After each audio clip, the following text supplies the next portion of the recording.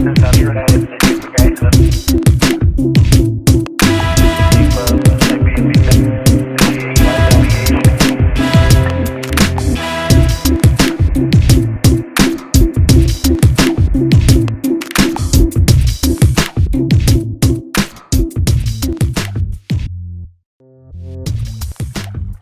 it's great to meet you. So you're from Northeastern University? Yes, this is my fourth year here. Gonna be graduating and hopefully not getting a job, but we shall see. All right, cool. And I guess you put together some questions for a class, and your class assignment's to interview someone influential. Yeah, so the job is to interview someone influential and kind of find out what type of character skills they have or what they learned throughout their career that can be applied in any type of organization. Okay, sure. Well, if you have a certain set of questions, you can, or I could jump into things. Oh, yeah. I came prepared. Okay. So can you tell me a little bit about your upbringing and your background? Were your parents entrepreneurs? Kind of how did you get down that path? Okay. Well, my father, I wouldn't say he's necessarily an entrepreneur. He started off as a professor, and most of my life he was a professor. He was teaching me computer science when I was a kid. My mom was also teaching me because she was a kindergarten teacher. Now, my dad had a business that he helped his dad create. It was a convenience store in an Asian market. And then he eventually became someone who was the dean of a university, California State University, Sacramento. And then he became in charge of the system behind California University and became a fellow, and then eventually became a president of DeVry. And being the president of DeVry was pretty cool because he got to be in charge of universities all over the place. And eventually he created his own consulting firm that was to help universities recruit. And I guess you could say in one sense that would mean he's an entrepreneur, but he had one client after he stepped down from being president of DeVry, which was DeVry. So it was kind of like he was continuing doing the same thing that he was doing in the past. I guess he was born in the Philippines. He grew up really, really poor. So poor that he would have holes in his ceiling of his home. And it wasn't a big home. It was one room with his parents and his sisters and his brother. And they were super duper poor. So to raise money for himself, he saved up money from cricket wrestling. It's where you get like cricket and you put them against a matchbook and you bet on the cricket who would force the other one around the matchbook.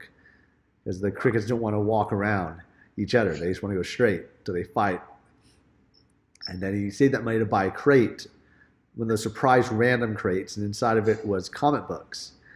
And he used that money to go do his undergraduate at college, become a TA at university, and continue on his path. But he has a very different life than me because he grew up super poor, but in elementary school he created all of his friends. And all of his friends were dirt poor as well. And they stayed together from this elementary school study group. And then it turned into this mastermind called the Chiang Kai-shek Elementary School Mastermind.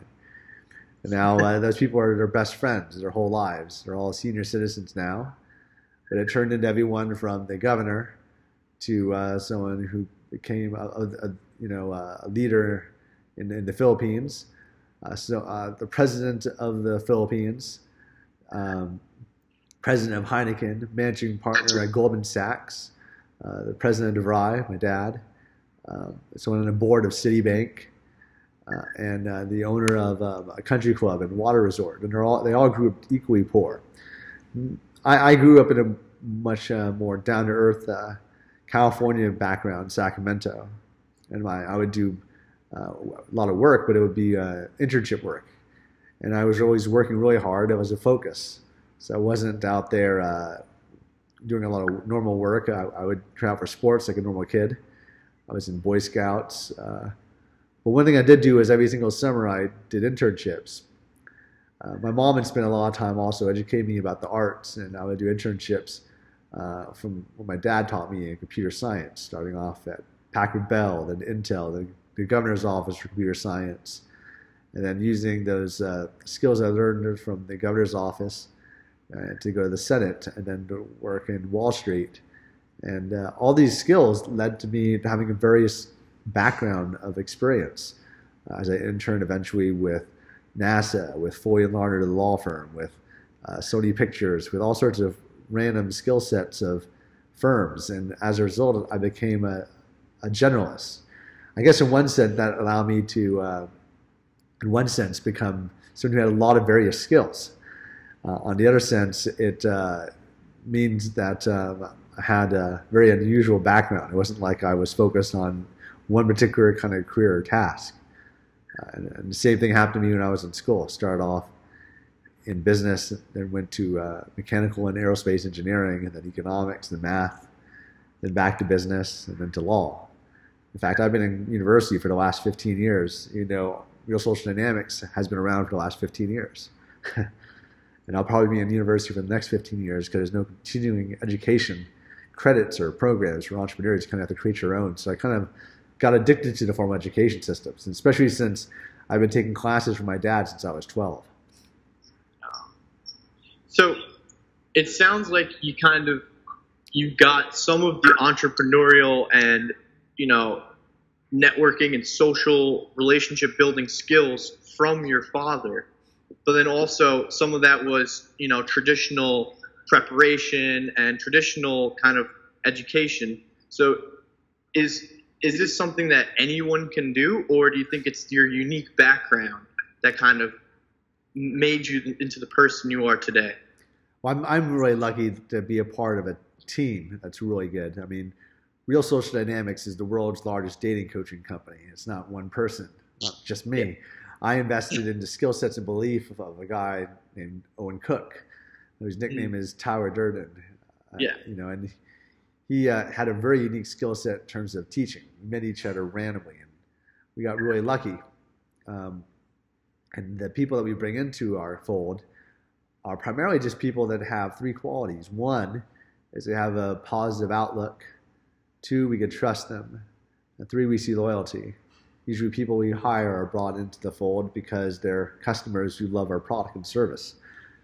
I believe that anyone can be trained on anything. It just requires a lot of hard work. If you look at the first few years of our company, we were working easily 100-hour weeks, working so hard we didn't have time to take off our clothes. We were so hardcore into work. If I wanted to go to sleep, I would just lie down, my shoes still on, get back to work, get back up, continue working on the computer. And that's the kind of work we had to do our first year in business. Now we have much more normal lives, but we still track our hustle really hard. I do believe that when we hire someone, it's not usually on skill set. It's very rare that we'll hire on skill set. We'll never hire solely on skill set. We're looking primarily for people that are going to fit into our corporate culture. Today I played golf with a series of executive recruiters. And I could have, I'm trying to hire 5 to 10 people in the next 6 weeks to move to Las Vegas and work in the corporate offices. We're looking at building a new office and then moving into it sometime in next year. That's our most likely plan. Now, I could easily hire a recruiter and just recruit random people from university or people local in the community. The challenge that I'm facing, I'm also primarily looking forward to people working with us that have a strong background and interests already in who we are. So we're a very unique company.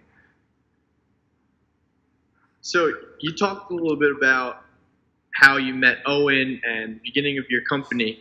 When you guys first met, you and Owen, what were the roles and responsibilities that you were handling, and what was he handling, and kind of what was complementary, and how did that work? One of the things that we had starting off with is we were very similar. I mean, we're not a normal company. Our passions came solely from the fact that we were both addicted to being young guys in college picking up girls, and we wanted to do nothing else. And in order to keep the party going, we had to, fund the lifestyles. Because what we did, we ended up moving after graduating from college a year later into a mansion in the Hollywood Hills for the sole purpose of adding a party environment to pick up girls. But what it ended up turning into was a place where we filled it with bunk beds and had people living there for $2,000 a weekend. And they would read the stories on the internet, addicted to the crazy adventures and what we called field reports of us picking up girls and then wanting to live it themselves. And it turned into a business by accident. Now, at first, we were both teaching students together, picking up girls together. Then it got more and more that Tyler was focused on the pickup curriculum and the development from that, as he had a very unique eye of seeing things that no one else could see, and the ability to break it down to very small, minute details, where I was really structured in my mindset. And although it was really frustrating at first to kind of focus on the business as opposed to taking my time away from our true purpose, which was pickup, it was something that I was just really good at. And I got deeper and deeper in it because our expenses grew. We went from having the programs in the mansion to then traveling and then hiring a team in sales. So I didn't have to do calls all the time, work 100 hours a week while I was in my MBA program. And then we had to hire marketing people, and then finance people, accounting, IT, and it just grew because I wanted to have more time to do other things. And then I created a full-scale business team. And so I ended up managing this machine where Owen, he was still focused on the content and curriculum, then training instructors, so he could also have more time as opposed to just teaching. So he was becoming really good at teaching instructors and building them up. So our skills really turned into what it is naturally, where now he's really focused on having a team of videographers and brand people and marketing around him, building the brands of our influencers, where I'm focused on building the skill sets in people who are doing video production, marketing, sales, marketing, critiquing operations, and managing the finance.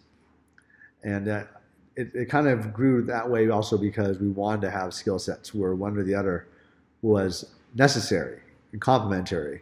Because if we were both doing the same thing, we probably wouldn't feel the value of each other. It kind of would feel like we didn't necessarily need each other. No. Owen was always really concerned about that. And it wasn't like we were trying to do that. I know that Owen could do more of the business, and I could always get more involved with teaching. I taught the original free tour in of itself, all by myself, around the world in 270 cities and 70 countries. And that was in 6 months. So that's 1 to 3 cities a day. For example, one day would be a morning in London, an afternoon in Dublin, and an evening in Casablanca. Or another one would be a morning in Portland, and an afternoon in Seattle, and an evening in Vancouver. And we have our guys continuing on the road. It's just that as opposed to doing programs every day of the week, they'll just do programs on the weekends. And on the weekdays, they'll do marketing content, video creation, and have teams that we've built, an infrastructure, and a system that we've built. A very clean process. Wow. In the beginning of that, you mentioned how you and Owen, when you're both in college, you wanted to keep it going. And I know you did some event hosting and organizing for the Red Rose Society. So can you talk a little bit about what are your strategies to spread the event throughout campus, and what skills did you learn from that, and how did that, evolve and play into your journey at RSD? That's amazing. You've done your research. The Red Rose Society was something I was very proud of as an 18-year-old. I had a crew.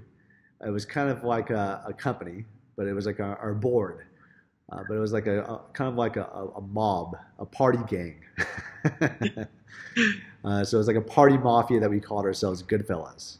We all had nicknames. My nickname was Papa. It was based on the character Nick Papa Giorgio from Chevy Chase Las Vegas Vacation.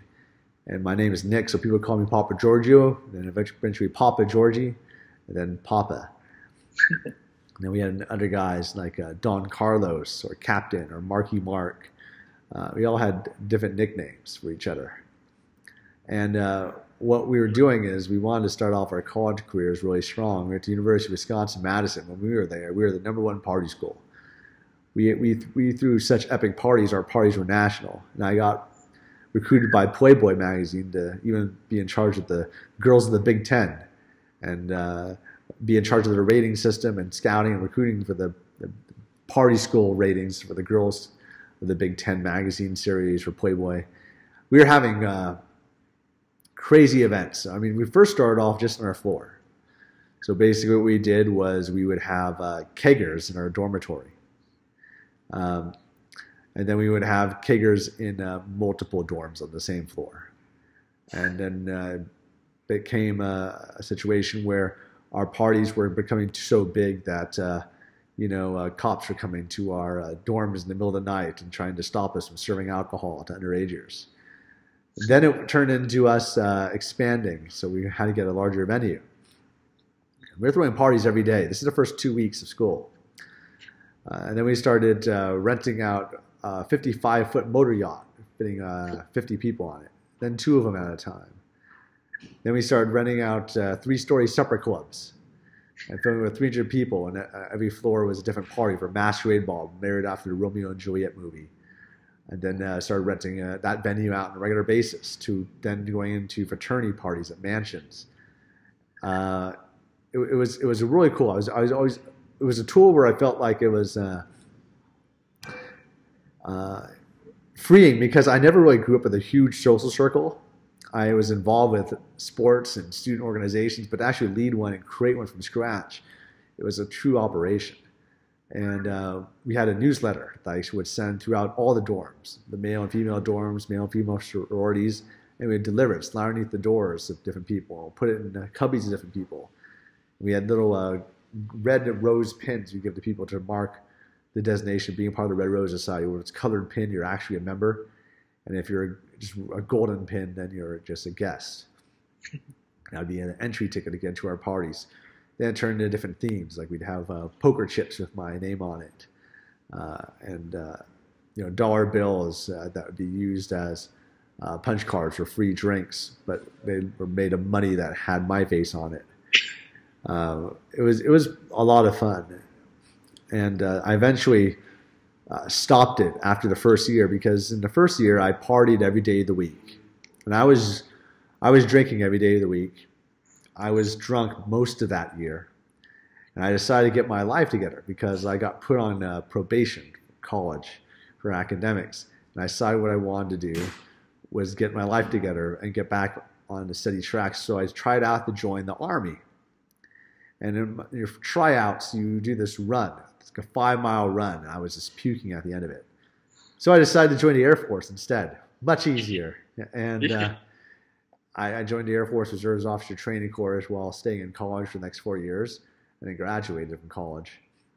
But it was cool because the skill sets I learned in throwing parties and throwing events stayed with me. And I didn't stop throwing events. For the next 4 years, I would just do it a lot less, like every 3 to 6 months, be involved with organizing a house party or some kind of a nightclub, renting it out. But it was a skill set that got me interested into my field today, because I was interested in meeting girls, and I met a lot of girls through this, but they're mostly interested in my parties, not me as a human. And so I wanted to learn cold approach pickup, to learn how to walk up to girls, get attraction, get dates, and get girls interested in me for me, as well as having a wider variety of communication skill sets. The party was kind of like my gimmick to get people that were cool and had those skill sets already to come and hang out with me. And I'd eventually get a lot of those people to just go out with me and sometimes mentor me. I'd invite them out for dinner and say, hey man, tell me about how you pick up girls and stuff. And then eventually led to me getting told by one guy, hey, join these forums. And that's eventually where I met Tyler. So you've been around the pickup community since the literal beginning. And you've also seen, the advent of social media, and the internet has changed so much from when you first started RSD till where we're at now. So can you walk me through some of the biggest changes you've seen, for better or worse? Like an example would be, if I had this when I was starting out, like, wow, you guys I would have had, or oh wow, we had it better. You guys are missing out because we had this. Like, what would that be? Well, if RSD was around when I was in college, I would have probably used my RSD skills in combination with the parties and had a lot more success. I also wouldn't have done some of the ridiculous things that I did, like trying to hypnotize girls, because back then we would just NLP. study retarded stuff. Yep, we would try that. We would also try tarot cards and other magical gimmicks, also equally stupid. They're fun. They're great for entertaining people, but it doesn't build attraction. If you have a passion for something, you should explore it. That's cool. I think that the ability to be able to conversate and have a range of things to talk about, no matter who you are, is a cool skill set. I'll meet people that have great skill sets because they're funny, or they have other kinds of skill sets. Some of them even are magicians or know how to do hypnosis, but you're not using it just to pick up girls. You're doing it because it's fun. I think I did also understand kind of hook people into my world or my conversations. I thought it was more business-like, more like, hey, you gotta be like good-looking, rich, or famous, or have some kind of value to hook people into your life. It wasn't necessarily just about being cool and having like a cool vibe to you, and knowing like how to just like chill now and then. I think a lot of it was me always trying to prove myself to other people and try to do that from a very, very early age, not feeling like I was always there. I always had to do something better and better to impress other people. I think it's always because my parents always motivated me and pushed me for more, and I had that hunger. And then at the same time, they grew up with their elementary school friends, or my dad did. And my mom, she really just hung out with my dad. And so I didn't really have a lot of familiarity with being in a really cool social circle other than things like Boy Scouts. We were always about earning new merit badges and stuff like that, or sports. I did a lot of sports.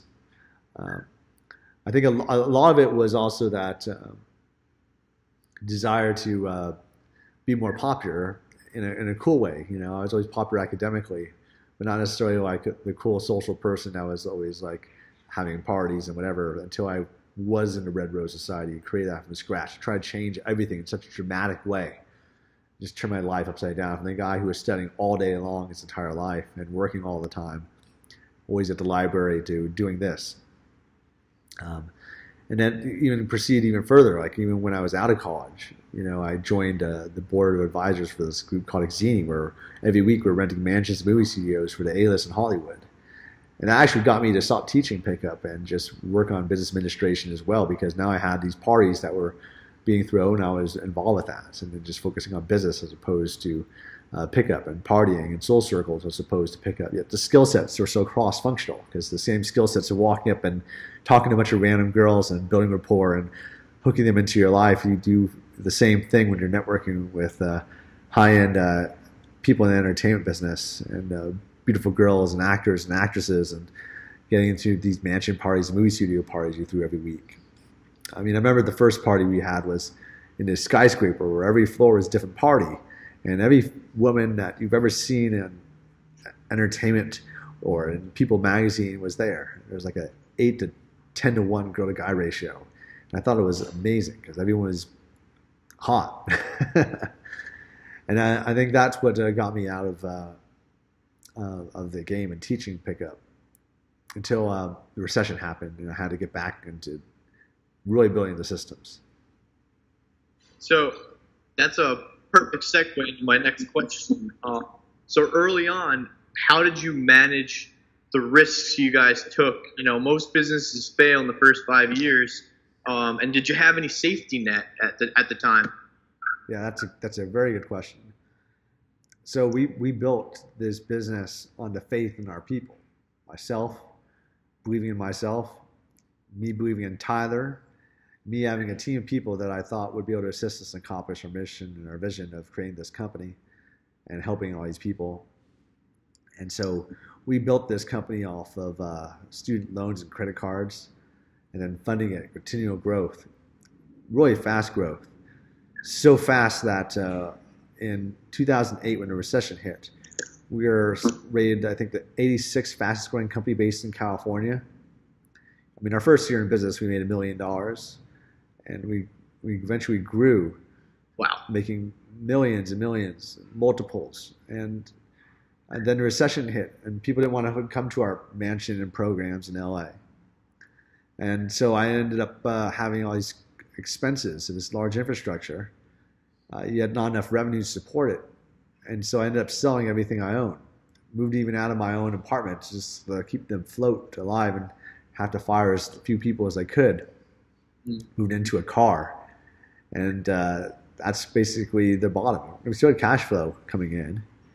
But then I organized this free tour where I basically told Tyler, if we have millions of people on our website, why don't we send an email and ask for people to volunteer lodgings in different cities and venues or their offices, transportation between cities, and food. And I'll teach a free program and show your in-field videos that you don't want to put on the internet. Because if you put videos on the internet, you can't really show everything. Especially since some of our videos, we have to blur out the identities of people, and we do it in seminars. We show whatever we want. And when we did that, we were able to sell 20% of the people I was in front of, and an average of 40 to 400 people, 1 to 3 times a day, and that got us the cash to build a company and a new business model of large group seminars as opposed to just one-on-one coaching. And the digital products became a huge focus in the future as well.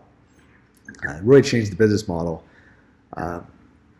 So I mean, in terms of like safety nets, I always had background or what do you call it, a net to fall on, because I had my family. I could always go back to my family and crash with my family if I needed to, or sleep in my car, or crash with friends.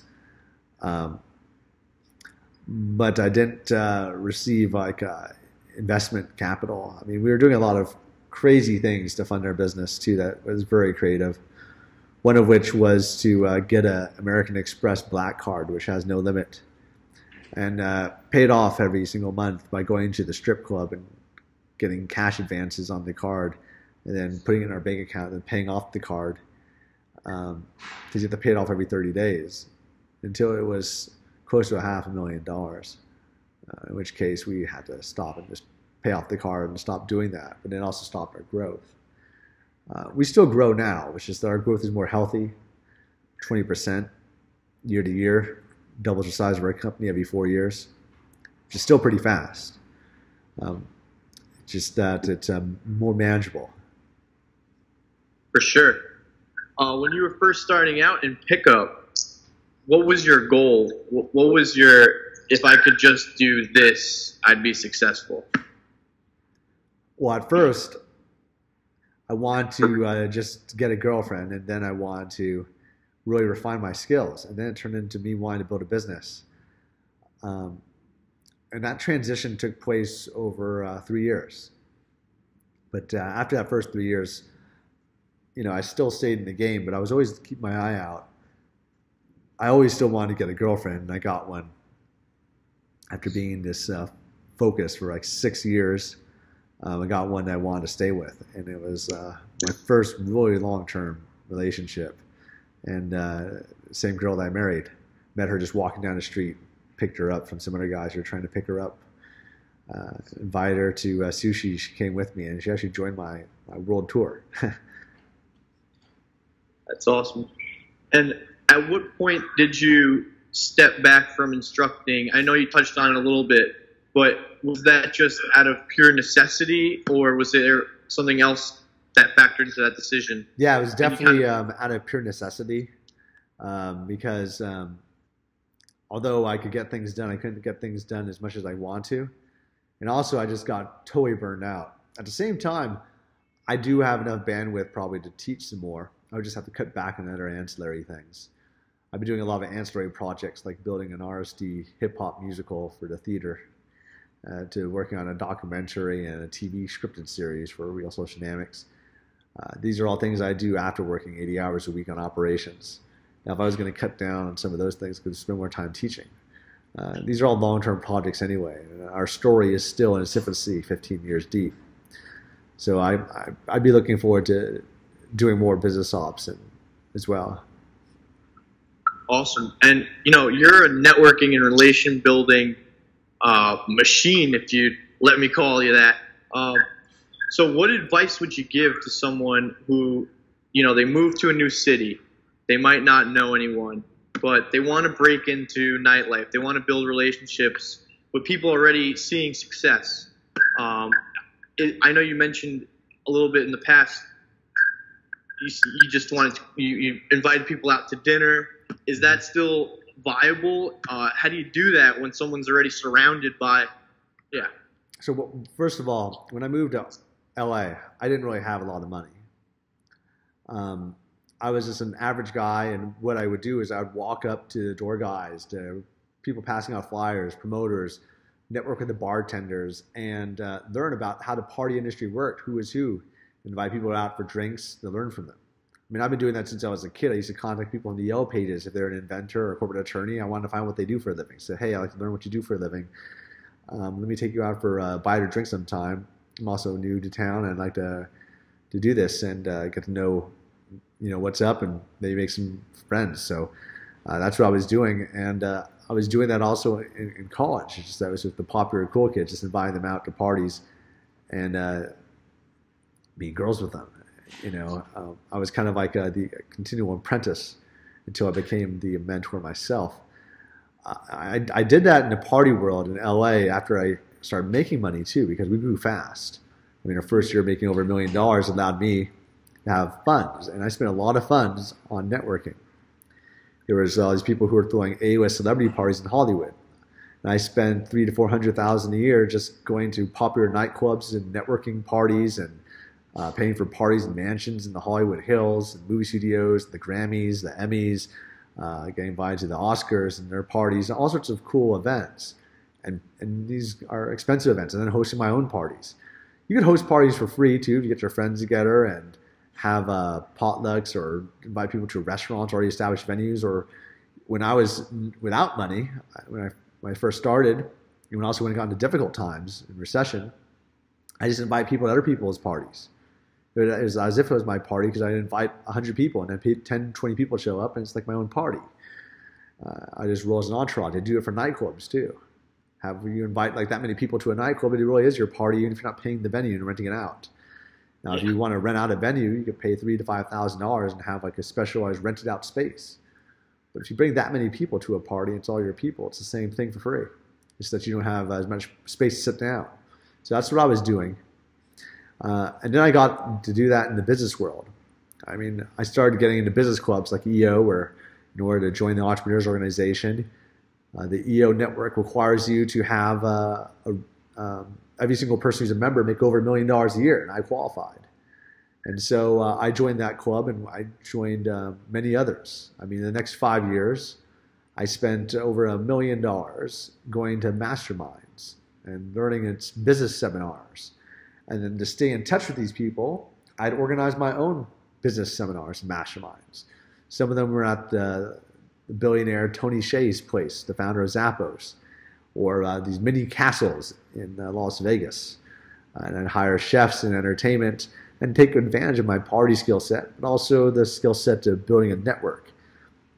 See, I mean, one of the skill sets that you learn when you're building these parties is how to make whatever you're throwing sound really cool. And I learned how to do that for business events, upselling it as if it was the coolest, hottest thing that they could possibly do in town, and eventually for really powerful people as well. And really powerful people, one of the biggest things I can offer them is the ability to connect them to other powerful people. So I became a connector. And all my friends are also awesome connectors. You'll see many of them on my YouTube channel, like Larry Benet, who is in the Forbes magazine for being one of the top 10 most connected people in the world, who's been crashing out my crib in Los Angeles for the last few days. Or Stephen Mead, who holds Beverly Hills mastermind groups. Or Bill Walsh, who holds a global business conference and expo for CEOs and business owners that gets 30,000 people every few months to attend. And I started doing that not for money, but for fun. Now, Tyler's been pushing me to want to do something like this as a business line for our clients as well. So we might be getting more into that in the future as well. Wow. Things in the works. Yeah, we're definitely doing a lot of things in the work. We're branching also into general self-help, fitness education, spirituality education, business education, in addition to the dating advice and relationship education. And we're doing a lot of collaborations with partners who have influence, especially on social media like YouTube, Facebook, Instagram. And I know you guys also have the Vegas Immersion program. How did you guys come up with that? And I know that's seeing explosive growth. What do you foresee for that? Yeah, the Vegas Immersion program now in 2017 has a lot of potential to do amazing things. We already have an amazing home at the world's largest strip club, Sapphire, where we have offices, convention space, we have conference rooms, and we also have meeting space in the VIP rooms where the girls do the lap dances. There's a giant private room called the karaoke room. We do large group seminars of 20 to 50 people. And we video record it and use it at the training facility. And we also have a phone app where we'll let people know how to get access to the hottest parties of the day for free. And also network with the other members and students. And also have private parties and events. And then we go out to the bars and clubs and you have wingmen. And it's a really intensive learning experience and how to pick up girls, kind of like Hitch meets Hangover, with people coaching you in a crazy adventure, but with much more wildness, where everyone's sharing field reports and stories in a private phone app, and eventually moving on for week to week, month to month training. It's pretty cool. I mean, we even have celebrity coaches like Supreme from the Wu-Tang Clan. In fact, he was training my brother-in-law and a friend for a whole week, which you could do for $850 a week or $2,000 for the month. And then you could also do one-on-one training sessions with each of the coaches for a small fee. So this is a program that also had a lot of development in the business line in and of itself. It was originally operating out of condos, small fully furnished condos. I was renting for $1,000 per bedroom. We never had a training facility, so we eventually moved it to a hotel. We had a lot of students. We had up to 80 students at a time. And then we had a convention center space at the hotel and even a restaurant that was serving our food and drinks. For example, the Tyler Green drink or the Papa strawberry smoothie. And teriyaki bowls and the Vegas Immersion steak and eggs dish. It was a restaurant. Then we got rid of that and we just created a partnership with Vegas Immersion, new training facility at Sapphire. We give our guys the limos, discounts, and hotels. It's a much more organized system. So many incredible things. RSD is doing exciting stuff.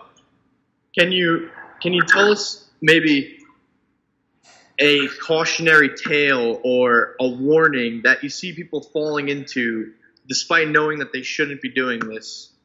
Yeah, the thing that causes most problems in any business or any kind of social communication, something that I learned when I was a teenager. I read a book on personal communication, interpersonal communication, and said that most relationships fall apart due to social violations, which is a lack of clarity and expectations in your relationship. And that's especially true in business. A lot of people just get to work in business and create the business right away, go full steam ahead. I did that too. And we did that from 2002, 2004, until people just saw a lot of opportunity to make money and just start stealing customer lists. And so we realized in order to stop that from happening, we would create contracts that said you can't do that. That's considered stealing. And then we made it so that they agreed that they would follow certain processes. We created a manual, not just one manual for everyone working for us. We did that, but we also had team manuals about roles and responsibilities for different teams: finance manual, sales, marketing. Those expanded then into organized team meetings, not just a one-time manual that you would read, but regular weekly meetings with continual updates and processes and trainings and stuff like that, like we are doing now. But it was a continual growth thing. And the way of creating all these formalized systems and how they work, if I knew them earlier on, I would have been able to solve a lot of headaches, having more organization. But the resources and having the right people, that's a challenge. And you also have to have the resources to fund it. I mean, right now, I was originally looking at leasing a building that is near my attorney's buildings. And now I'm considering actually building a building. uh, and we'll see what's happening. But we've remotely been operating RSD for a very long time. I thought that was always really cool. I remember reading Inc. magazine how Southwest wanted to do that with their sales reps and have sales reps work from home, from stay-at-home moms.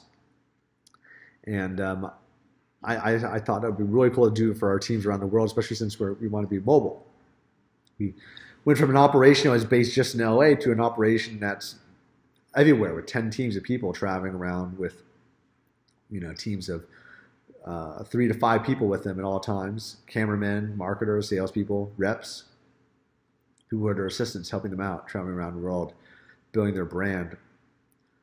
So now we want to get more of a headquarters kind of feel where the systems are run more closely to me, so that I could be more involved with the business administration and operations and the guidance of these teams and more effectively micromanage them so they don't make the mistakes that I've made and know that they will make, and also guide them on a vision in the future that I believe that we can do a lot more effectively. Because when you interact with people on Skype like we do on a regular basis, it's different than just having the person who's your friend next to you and just, hey, what's up? And then just random innovations and collisions of ideas happen. This is something that is a term that my mentor and the guy who goes to our board meetings has been advising me. His name's Tony Shea, and he has invested in something like 60% of the city of Las Vegas and by buying the land and just revitalizing downtown.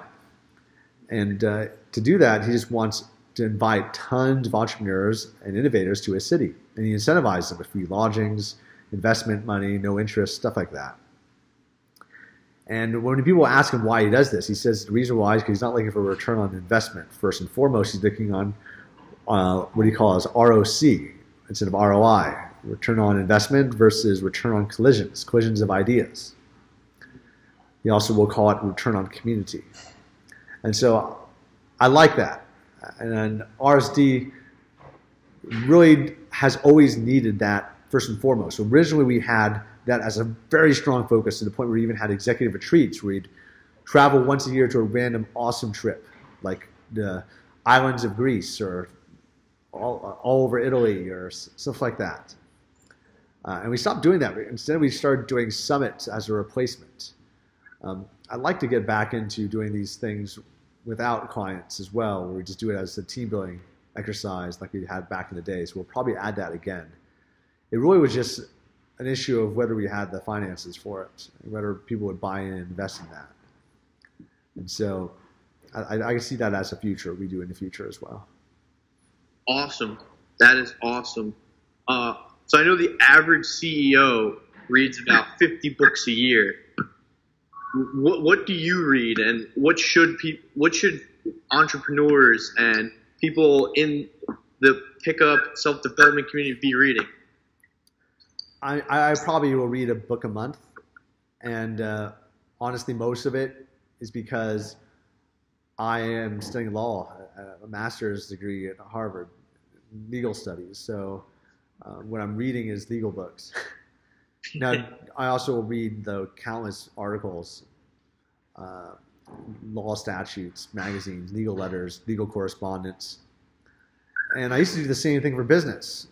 I had study courses in business, countless ones that I read. I'm not doing that as much because I've already gone through 2 MBA programs. First one at Loyola Marymount University, another one at University of Southern California, USC. And I still will study other things. I mean, I also read things for fun, though. I don't know. I guess if you consider books those fun things, it's a lot more than a book a month. I mean, if I'll sometimes read scripts just for entertainment purposes, scripts of movies and films, and I could read 2 to 4 of those in a day, and I've done that. It's like watching the movie, but you're just rapid speed watching it because I read fast, really fast. I studied speed reading since I was a teenager and just focused on that my whole life and spent many years sucking at it until I just got really good at it. And last question, any advice you'd give yourself if you were starting out, or flip side, what's one thing everyone should be doing regardless if they want to be successful in social dynamics and pickup and business, what's one piece of generalist advice? Well, the first step, I think, is just to be entrepreneurial and think outside the box with the focus of getting your first business and first money in pocket as soon as possible, or first return of goods and services. So I always considered myself entrepreneurial. I guess you could say that I was self-employed really young, building websites for other people so I could change it for clothes or for horse riding lessons, and then eventually to get education and mentorship. Other people, though, have other skill sets. So I always look for a value exchange, because one thing everyone has is time, and volunteering is a great way. That's why we also allow so many people to volunteer and intern with Real Social Dynamics. And that's why I'm looking for so many people to work with me in Vegas. So people who wanted to take their summertime off or winter time off and learn directly from me and my team or a certain instructor, we have a training program for that. And then we'll get people to come out and work with us in person. Yeah, that internship program really sounds like a great opportunity. Yeah. It's really remarkable that you're giving people a chance, at the ground level. Do you want to speak more about that? Yeah, if you visit rsdemployment.com, you upload a cover letter resume, and you can watch a video about what the program's all about and see some cool clips. If you want to know more about me, you can check out my YouTube channel, and I talk about some of the interns and many interns who have emailed me or interviewed me. And I think it's pretty cool. I think that also what we try to do is create a situation where interns start off on really small tasks. And we need it, we rely on it even today, because there's so much to get done that we wouldn't be who we are without volunteers. So we give them a small task. That task might be to sit at a table and do registration.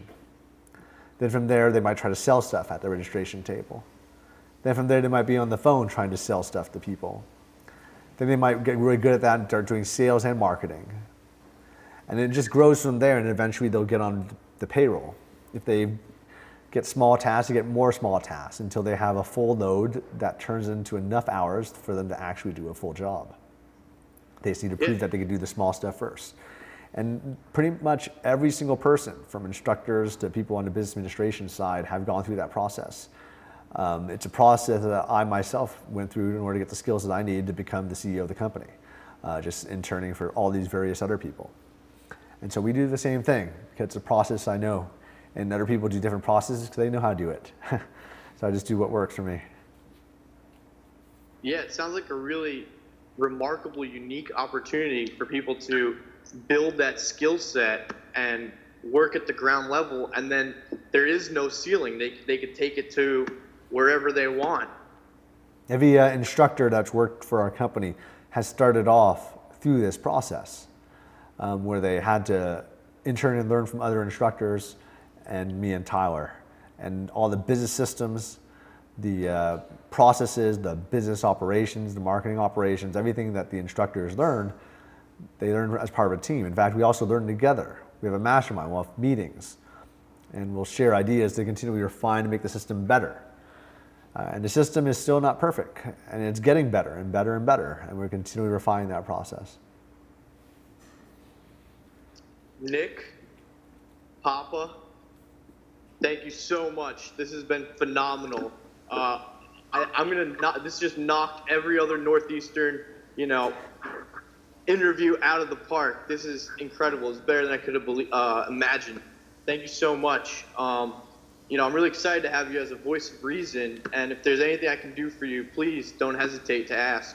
Thank you. Outstanding. Thanks. I appreciate the interview. And if you and any of your classmates want a free night out at the Vegas Immersion program, just email my assistant, and we'll hook you up.